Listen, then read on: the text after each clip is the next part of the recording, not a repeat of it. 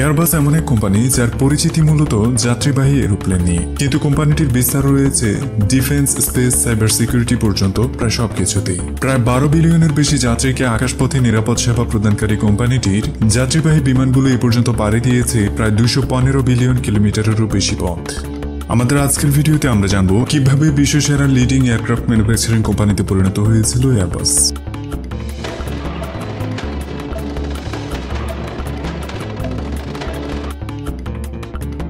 1970 সালের 18 ডিসেম্বর ফ্রান্সের ব্লাগনাকে প্রথমবারের মতো প্রতিষ্ঠিত হয়েছিল এয়ারবাস। প্রতিষ্ঠাকালীন সময়ে এয়ারবাসের নাম ছিল এয়ারবাস ইন্ডাস্ট্রিজ জিআইই কনসোর্টিয়াম।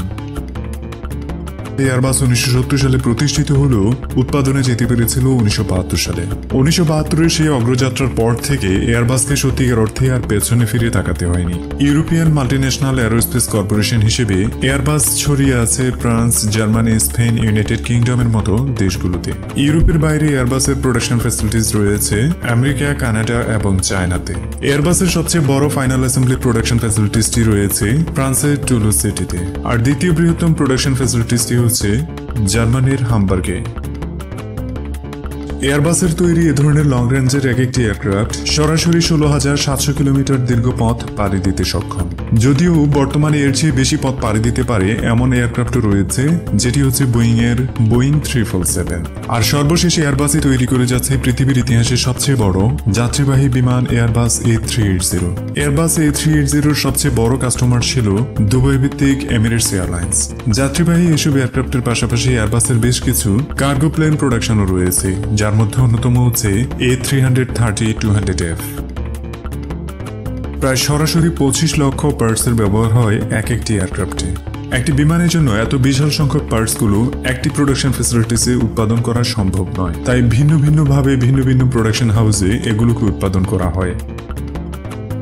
উদাহরণস্বরূপ একটি এয়ারবাস A350-র সামনের এবং মাঝের অংশটুকু উৎপাদন হয় ফ্রান্সের সেন্ট নাজার শহরে। এয়ারক্রাফটের পেছনের লেজটুকু উৎপাদন করা হয় জার্মানির হামবার্গে। আর একটি এয়ারক্রাফটের সবচেয়ে গুরুত্বপূর্ণ হচ্ছে উইংস বা পাখা, যে পাখার উৎপাদন হয় ইউনাইটেড কিংডমের ব্রেস্টন এবং জার্মানির ব্রেমেন শহরে। এবং একটি এয়ারক্রাফটের একদম পেছনের অংশে যে খাড়া লেজটি রয়েছে সেটি তৈরি হয় স্পেনের সেভিল শহরে। ইউরোপ, আমেরিকা, কানাডা কিংবা চায়না বিভিন্ন ফ্যাক্টরিতে উৎপাদিত এসব পার্টসগুলোকে ফ্রান্সের তুলুসে অবস্থিত এয়ারবাসের ফাইনাল ফ্যাক্টরিতে নিয়ে আসার জন্য ব্যবহার করা হচ্ছে দানবাকৃতির 5টি এয়ারবাস বেলুগা এয়ারক্রাফট। এয়ারবাসের বেলুগা এয়ারক্রাফটগুলো এতটাই শক্তিশালী যে একটি বেলুগাতেই 2টি A350-র উইংস একসাথে বহন করা সম্ভব। বিভিন্ন ফ্যাক্টরি থেকে আসা পার্টসগুলো যখন তুলুসের ফ্যাক্টরিতে ফাইনাল অ্যাসেম্বলি করা হয়, তখন এক একটি এয়ারক্রাফটে যে পরিমাণ ইলেকট্রিক কেবল ইনস্টল করা হয় তার দৈর্ঘ্য সব মিলিয়ে প্রায় 180 কিলোমিটার। এয়ারবাসের প্রথম প্রোডাকশন A300-এর পর থেকে তাদের দ্বিতীয় প্রোডাকশন A320-তে যেতে সময় লেগেছিল 12 বছর। A320 ছিল এয়ারবাসের সবচেয়ে বড় সাকসেসফুল প্রোডাকশন কমার্শিয়াল এয়ারক্রাফট প্রোডাকশনের ক্ষেত্রে। এয়ারবাস শুধুমাত্র আকাশে উড়ে বেড়ায় না, বরং পৌঁছে গেছে মহাকাশে। এয়ারবাস স্পেস আপনার আমার ধারণার চেয়েও অনেক বড়। বোয়িং এর পরে এটি পৃথিবীর দ্বিতীয় বৃহত্তম স্পেস কোম্পানিও। এয়ারবাস স্পেসের উপস্থিতি রয়েছে বিশ্বের 35টি দেশে। কোম্পানিটিতে চাকরি করে প্রায় 40,000 মানুষ, যারা সারা বিশ্বের প্রায় 86টি দেশ থেকে আসা। সহজ কথায় বিশ্বের বিভিন্ন প্রান্ত থেকে সেরা স্পেস ইঞ্জিনিয়ারদেরকে এয়ারবাস খুঁজে নিয়েছে। এয়ারবাস সারা বছর জুড়ে যে পরিমাণ আয় করে তার 21% আসে এয়ারবাস স্পেস থেকে।